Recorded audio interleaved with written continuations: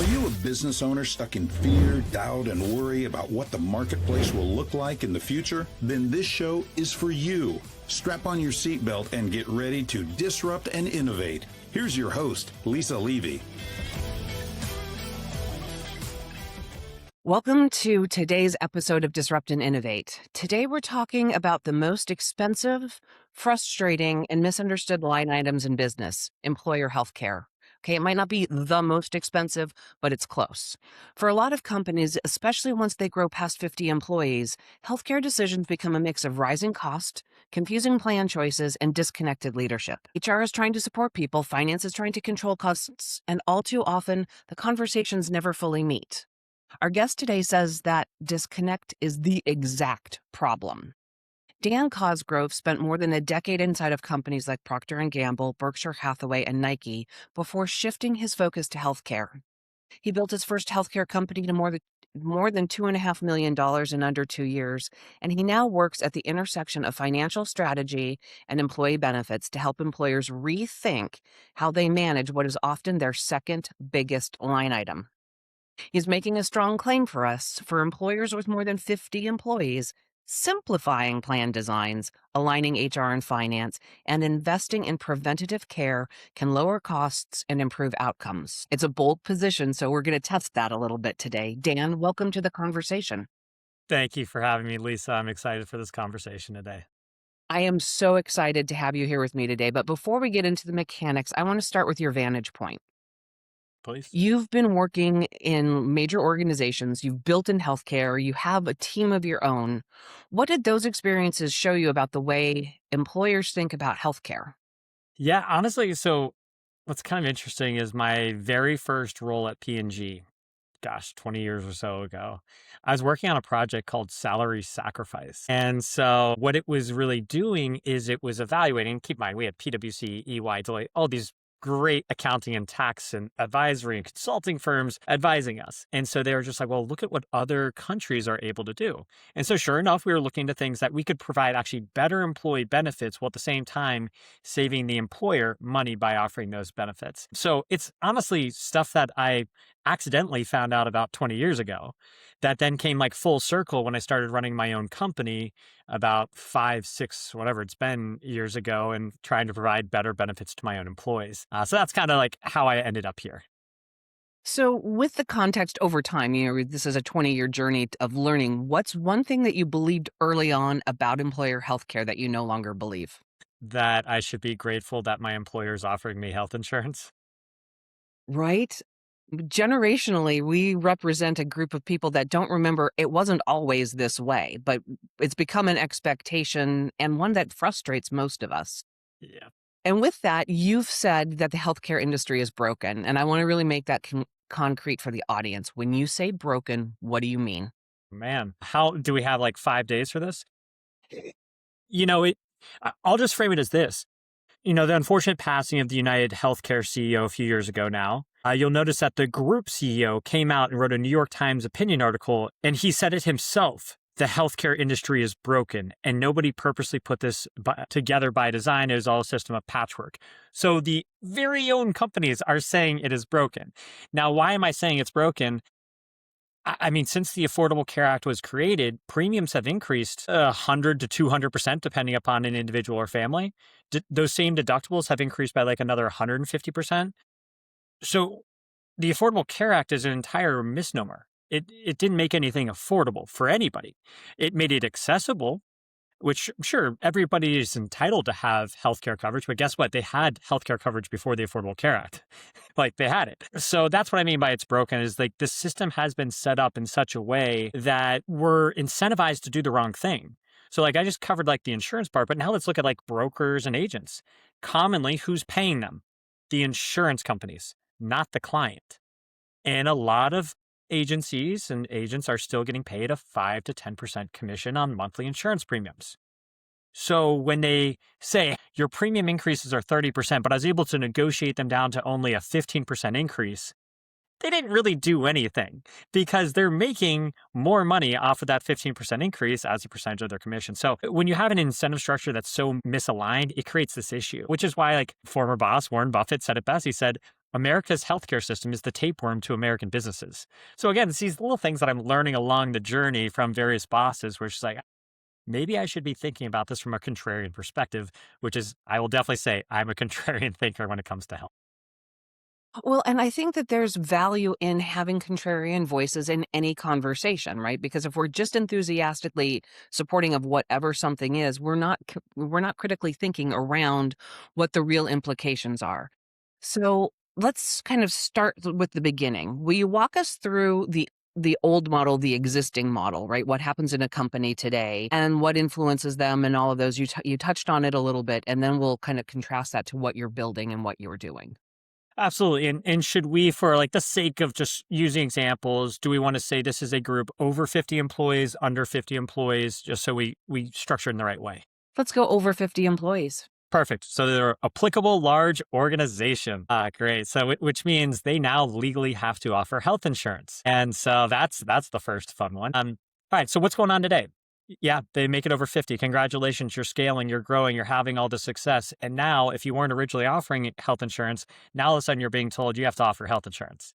And all of a sudden, employee benefits is now going to become the second biggest line item for you as a business owner. It's going to go salary and wages, and now it's going to be employee benefits. And now you're going to get on a train that is out of control and just going to continue to see a 10 to 15% increase on your premiums every single year. And you're going to hope that your sales revenue is outpacing your expenses. And it's going to be really tough to do. And then you're also going to now you see the costs, but now you're also going to try and find a trusted advisor to give you good perspective on what you should do. And they're probably going to speak in the language of an HR person, because HR is focused on compliance and employee experience. They want satisfaction. A CEO and CFO is focused on profit and loss. And so the agent or the insurance broker is going to advise you on probably offering at least 2 plans, if not 3 plans. They'll say, hey, you should probably do a lower deductible PPO plan, aka the gold plan trap that everybody likes to offer. And then maybe they'll throw in a silver, but they'll definitely throw in a high deductible plan as well, or an HSA plan. And then they'll provide recommendations as to what percentage amount you should contribute, etc. Well, and then they'll say, hey, you should probably offer this for a family, like all of these factors. And they're It's going a to huge menu. It's It huge becomes menu. a ginormous menu of confusion. Yes. A ginormous menu of confusion. And I mean, insurance people are smart. I mean, there's a reason why insurance companies make so much money. They sell through fear, not math or logic. And so typically what they'll tell you is like, well, if you go with this high deductible plan only, look at these out-of-pocket expenses people are going to incur before insurance contributes anything. Versus if you offer this low deductible plan, they only have to pay $2,000 before the insurance company kicks in and the max out-of-pocket's lower. And realistically, the majority of Americans don't even hit $2,000 a year of healthcare expenses. So it's essentially you're overpaying for insurance and not even getting the coverage. And on top of that, you've got 80% co-insurance, 70% co-insurance, even after you hit that deductible on the gold plan. So it still means you're still paying for things out of pocket. It's not like you're entirely scotch-free on it. So that's kind of like the initial structure. And I'll pause though to see if you have some questions on it. No, that's very much right. What we're all familiar with, right? We first day new hire orientation, you get the menu and you have to start figuring out what you're going to do and trying to do math to figure out how I, as an individual, for myself or for my family, am going to pay the least to get the best coverage I'm going to get. And the likelihood is no matter what I choose, I'm going to choose wrong. Yep. Because our healthcare system is confusing by design. By making it confusing, who wins? The insurance companies. So And we all know that they make and let's be honest for a second, some of the largest health insurance companies are technically not for profit. And yet the money that rolls through them is millions and billions of dollars, and it is offensive to me personally. But that is not what we're here to talk about. Dan, take us forward. I'll give you my quick hot take on that. I have a personal belief that some hospital systems and some of these insurance carriers should not be allowed to be nonprofit if they're doing what they are currently doing. I'm entirely on board with you. I've never seen such greed structured in such a tax advantaged fashion. Absolutely. So let's take it forward to what it is that you're doing, why it's both disruptive and innovative, and talk a little bit about the benefits, the real actual impact to businesses. Yeah, for one, we flipped the broken model upside down. So I already hit on it. Insurance companies have insurance brokers and agents, and they're paid by the insurance companies. I actually instead flip the model. I say, hey, I'm going to be setting up a gain share, and our nonprofit is going to get paid based on how much we save you money, not how much we convince you to overpay. So if we don't save you any money, guess what? We make $0. But I call it the sustainable funding model. If I don't bring value to you, I don't deserve to get paid. And so like that's the first thing is now the company actually has somebody sitting on the same side of the table instead of somebody sitting on the same side of the table while working for the other side of the table. So that's the first layer. And then what do we do after that? Well, first, we know every company has different needs.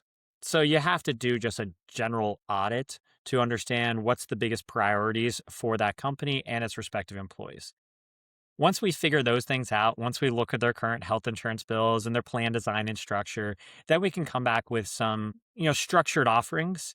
I will tell you, historically speaking, what we try to do is called like a 3-layer stack. And I'm happy to get into more details on what that 3-layer stack looks like if you want me to. Well, let's just sort of talk about what that changes, right? Describe it at a high level, but why is it different and what is the impact for ultimately, right, the employees? Yeah, absolutely. So the first part is you make your employees consumers. You make them more aware instead of just like users of this gold plan. So the way that we're going to do this is first off, I'll just call my layer 1 a preventative healthcare plan. So, okay, Affordable Care Act was created in 2008. There was an amendment in 2016, 2017. It started incentivizing employees and employers to focus on preventative or proactive healthcare. Why?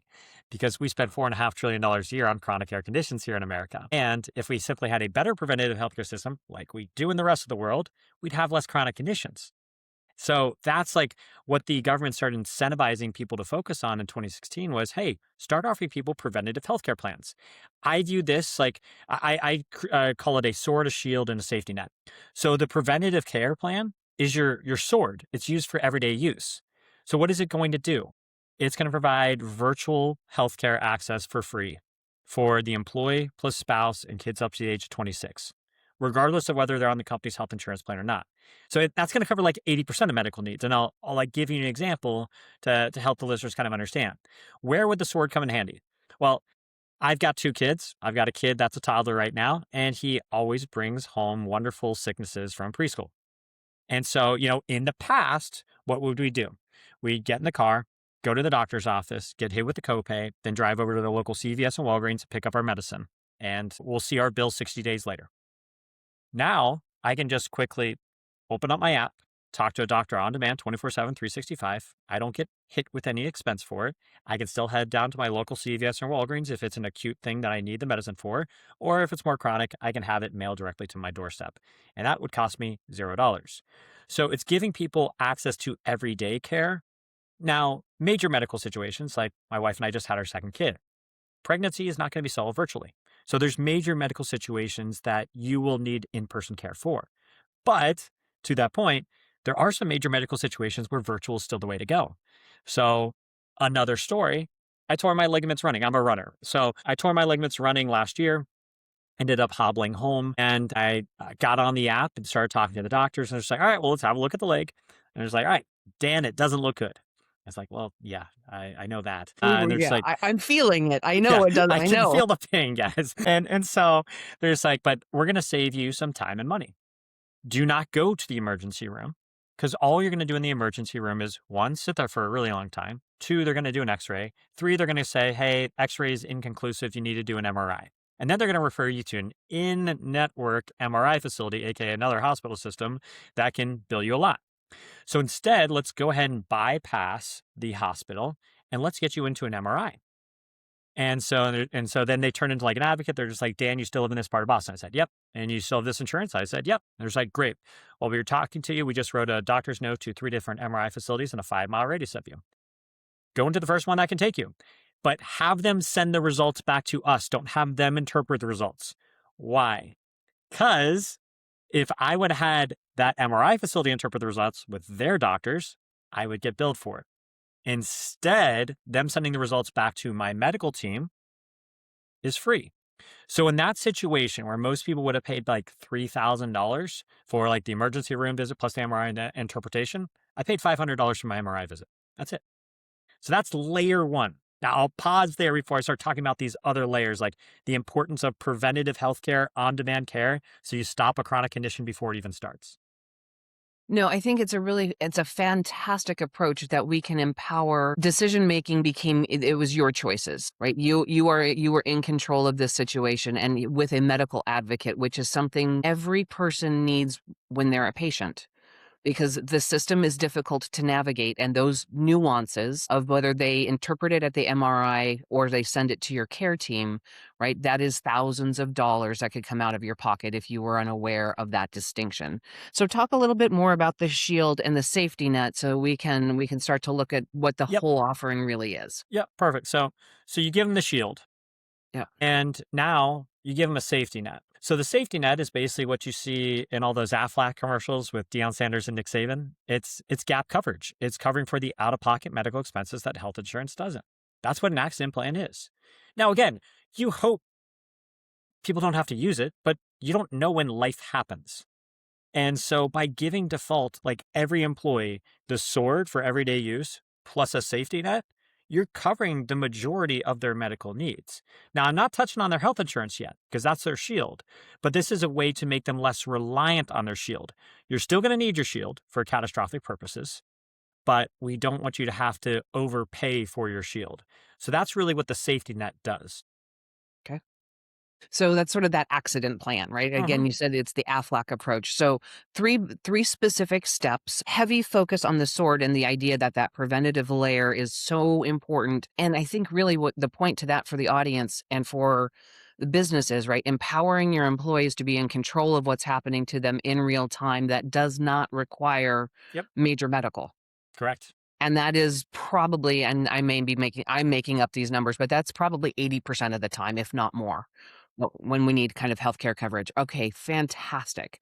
So let's, start with this. What's the first move an employer should make when they're starting to consider thinking differently? Uh, well, the first one is think about who they are working with from a broker perspective. Like truthfully, and I love brokers and I work with a ton of brokers, but if your brokers are stuck in a decade ago, you're not getting innovation. So like that's the first thing they really need to consider that. The second thing they need to think about is who's making the decision on their healthcare benefits. Is it something because it's an unsexy topic that just gets sent over to HR to figure out? If so, you're playing a losing game. This has to come back to the CEO and CFO. And I'm going to explain how this should become a priority for them because let's do some math for those people. Let's say, again, you're a 100-person company and we save you 100,000 on just healthcare expenses, which, by the way, guys, you're probably going to save more than like I personally did that in my own company. I saved $3,000 a year per employee. So let's just be conservative. We'll save you $1,000. Well, if you have 100 people, that's $100,000. And most companies are operating at a 10% profit margin, which means you would need to increase your sales by $1 million to see the same $100,000 in profit. How many $1 million sales opportunities do companies have sitting out? Like that's how you bring this back into like the boardroom with the executive sitting there instead of just saying, hey, HR, figure this out. Because if you leave it to HR, and there again, HR plays a role, but HR's job is not to do math. HR's job is employee satisfaction. And where you create change and sustainable change is tough conversations, but also advocacy from leadership as to why we are moving in this direction. That's really the big thing that an executive needs to take away from this. Okay. One of the other things that you hinted at earlier in the conversation, but when we start talking about the workforce, and now we're talking 50, now possibly 100 employees, right? There are different needs. Single employees in their 20s, parents with kids, older employees, chronic conditions. Does this approach work for everybody? 100%. Yeah. So we hit like layer one is the preventative care mechanism. Then you give them an accident plan. Now we still need health insurance, right? So you need to be able to protect against the different age demographics you were just talking about. So you have different strategies you can use. For instance, like the HSA, which by those big brokerage accounts originally said the HSA was a scam. And then 10 years later, they reversed course and said the HSA was the 401k on steroids once they figured out how to make money off of it. So the HSA is a great vehicle if you're, young and healthy. Just dump money into it because it's triple tax advantage. So an employer could actually self-fund that to, again, only offer a high deductible plan for their employees. You could do that as an option. Or you could do this. You could do a medical expense reimbursement plan. What that really is for people is pretend you were offering that gold plan at $1,000 a year deductible. Well, now you can tell employees, hey, we're only going to offer a high deductible plan, and let's make it up $5,000. But you, the employee, are still only going to be responsible for the first $1,000. The employer will cover that $4,000 delta between the $1,000 deductible and the $5,000 on your actual health insurance. And you're able to do that through a medical expense reimbursement plan. So you actually only pay as you go. The MERP is a great way. Again, if you're not large enough to be self-insured, this is a great way to control your cost as a company while still giving your employees a really, really strong benefit package. Okay. So I want to ask a question from a slightly different perspective. I'm going Sure. to put on my contrarian hat for a second. And I think I probably got two questions in this. All right. What kind of company should not follow this advice? Man, I guess if you're an extremely unhealthy company, you shouldn't follow this advice. That goes to the health insurance death spiral. So like you wonder why premiums went up, especially like in the individual marketplace this year. All the unhealthy people that were getting that subsidy, the enhanced subsidy, they're just like, I'm healthy. I don't need to do this. So what did the insurance carriers do? They had to increase premiums by 22% because the only people on it are still the unhealthy people. So yeah, if you're super unhealthy, then yeah, maybe you try and get away with just getting that gold plan so that you are minimizing your exposure. Yeah, you kind of have to, you're sitting in that middle of mediocrity. Yep. Yep, exactly. But even in that situation, you could actually create a two-plan system where you put the unhealthy people on one plan and the healthy people on another plan. So there's still strategies around it, but yeah, that would be the answer to that. Okay, and I'm going to turn this right. You've talked about it, but I want to hit it one more time. How do you prove that the savings are real and we're not just cost shifting and calling it strategy? Yeah, for sure. Depending upon the strategy, there's different approaches. Some it's truly going to be like, we're going to reduce your FICA obligations. That just shows up when you run payroll. So that's pretty cut and dry. Others are going to be like, we're going to look at your health insurance bill. And again, we'll make it up. If there's a 100-person company, they're easily spending $100,000 a month on health insurance. So if we are all of a sudden, and we'll do this on a monthly basis of, doing a reconciliation, if now you're paying $60,000 a month, well, that's $40,000 of savings. So yeah, we're going to get paid on that $40,000 of savings. I wholeheartedly gain share, value share, however we want to describe that. I think it's a fantastic model, one we use in our consulting practice often because you have to prove it.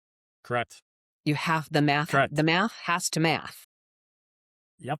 All right. So let's do a couple rapid fire questions to Please. help the audience have some fast learning moments. What's a benefit trend that you think gets too much hype? Ooh, too much hype. Actually, 401ks. I think 401ks are overhyped, and I've got way too long of a story for that, but 401ks are overhyped. No, I love it. And people can think that one through on their own. What's one red flag that tells you your advisor is not aligned with you as an employer? I mean, transparency. Ask them how they're compensated. If they are truthfully on a percentage commission, that's an immediate red flag. If they've switched to a fixed PEPA model, that's actually a good thing. So then that way, they're not incentivized to increase your costs. Fantastic. Yes. So audience, here we go. This has been a fantastic conversation, Dan. Thank you for sharing your perspective and your approach with us. And here's what I've got. First, healthcare costs don't stay broken just because prices are high. They stay broken when HR and finance attack different parts of the same problem in isolation. This decision ultimately lands and is strategic and lives with the CEO and the CFO. HR is there to support, fantastic, but it is ultimately about simplifying the design so that it may work for employers and their employees so that we get simplicity that's matched with trust, communication, and an approach that improves outcomes, because when we're in the role of patient, that is all that matters. This is from Dan's approach. The third thing here, where any promise of savings has to survive a real test. He is showing you that the math actually maths. So the challenge for you listeners this week, if you lead a company, map out who actually owns your healthcare decisions. Is it HR? Is it finance? Are you simply listening to your broker? If you don't know who's making these decisions for you, you have a problem that you can take action on immediately. Dan, thank you for being here. If you've piqued the interest from the audience, how do they learn more? Absolutely. And first off, thank you for having me here. The best place to find me, one, our company is called Better Benefits USA. So we're a nonprofit. So you can find us at betterbenefitsusa.org. Or you can find me on LinkedIn. That's where I'm most active. That's actually the only platform I really post on or anything like that. So you'll see tons of posts about how broken our healthcare system is. It's Dan Cosgrove. Now, if you really want to find me, there's a family emoji in front of the Dan. So that is where you can potentially find me. Absolutely fantastic. Again, thank you for being here. Audience members, you know my rules. Don't get left behind. Join me next time. That's it for today's episode of Disrupt and Innovate.